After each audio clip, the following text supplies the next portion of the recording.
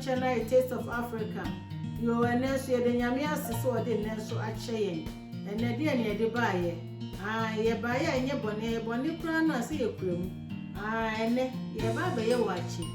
Now, watch a baba, the ingredients in it is the ingredients no beans or her say. And I'm more watch her by her. And I'm more salty taste. And I'm a walk and more. And also no, 4 cups of rice. And the beans, 3 cups of beans. Now, beans in the entire baby who has a dozen. Mishensuo and chinsuo and ra. And I'm a day and chin gum when I'm the beans and track 3 cups gum. And I had a son. The entire me and the son is so poor on now or deep beans and any year for any. I just say obey you from it is a way and the son now. No way from Pebins, I would dear any your share. And no na me dig moon, no my dear chase from the table. Who say beans now, and yes, a dozen. And into my side, more also 4 cups. And table share 4, say no, you may buy and say, Maya, adding me more name me beans, name me be actually. You means your 3 cups, and I'm sure no chance and because I see any yashing into no. And I'm a dear day, this should be good. Till me fancy 4 cups, and I'm a dear Babin watching. Now, Michelle say, yes, I'm a dish in the come. The Beckham watching a go on open ye, you open your china. May not be penny china.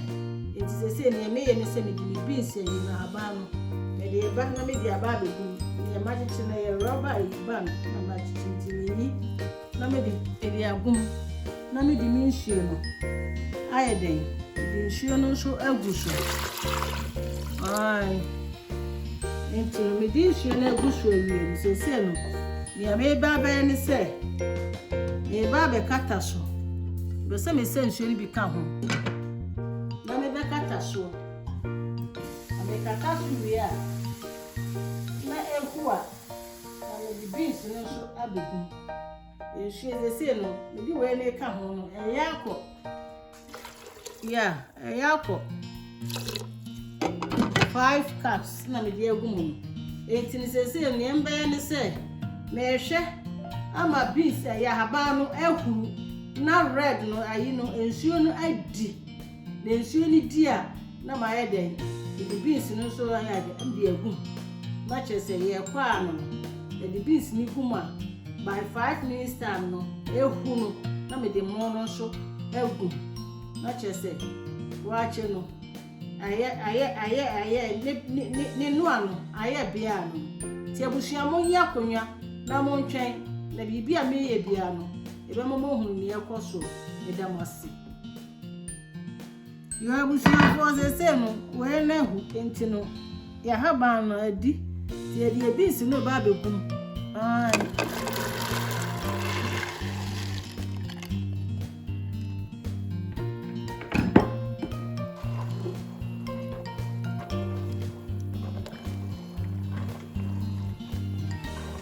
say ni edi agum say no ye benno be say 15 minutes ehua na 15 minutes ni ayeden na ye de mo no ayeden aba begum ye ntwen say emmene pechansa na ye de mo na agum ye no Waakye sa uhu say wodi gum na ehu no no ayeden na wodi emo no enso ayeden ahura agum ye say nsuo no na me say metop nsuo ni kakra ase beans no edoso ya nti say nsuo ni de ye enti ya de enchine no so betum enchine no we ni ye 1.5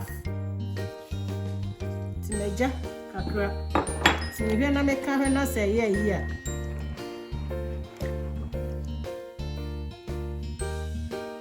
ya timedi enchine no ese no na ye okay ese ni ye kataso ama na ehu ya ma horo memo no emo no me be hu a me hwe egu so ne ye nu se na ma hoho se ya me honkora enhwe na wo hu me fin no so ne ya na se me hwe e de egu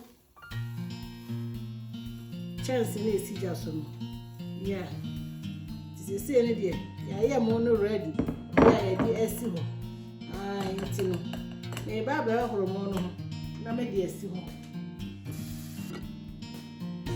yo abusia fo se no ayi na hu nebu intime ba be yi haba no na me de mo no aba begum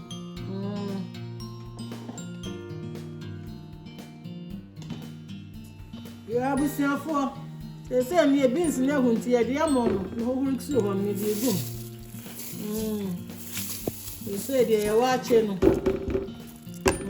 rice and beans on the way and one ekon the beans no the Waakye no and ekon nine send come since you need here o betin bi agu pese ne o mo mi si ya betin bi agu tin abusua e si so ehu by 5 minutes 10 minutes the person here so na mo yo me dem ose yo abusua fo afin ya yi Waakye no hu e beans ni go mu ni aye no se no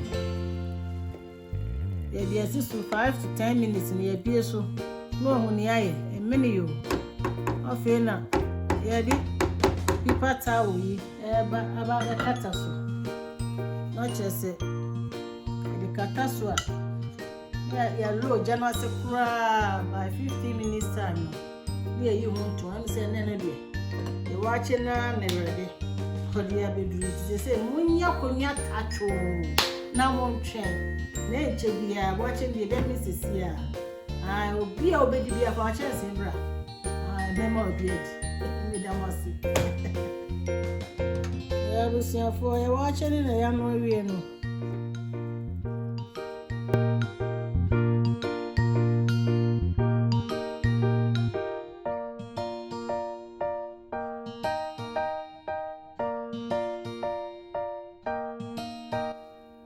Waakye no authentic Waakye pa no the same idea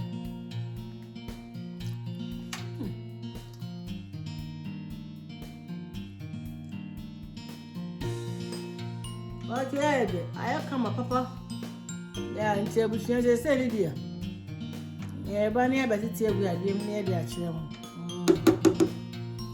yo abusua fo he Waakye ne ya wie no ne da ya kusi ya ne piti ye de nyame ase the busiafo amoji akonya mo hwe Taste of Africa me dem ase nyame nko bibiara ho onye wakoma aso ade emfa mamo method na me ye me pa mo chew mo nya ne saa na mo ye ne saa e de asundue e beba mo ni pedue mu dem ase nyame nka mo nya amen e mo no se mo hwe me a na mo hwe me video na mo dia mo share na mo subscribe comment dia mo famra adini ya no twasa no nsa ne chiachia nti bibi na me ya enye ya na mo di comment na ba ye be reply ama mo why ndamasi nyame ko bibiara ho Yesu di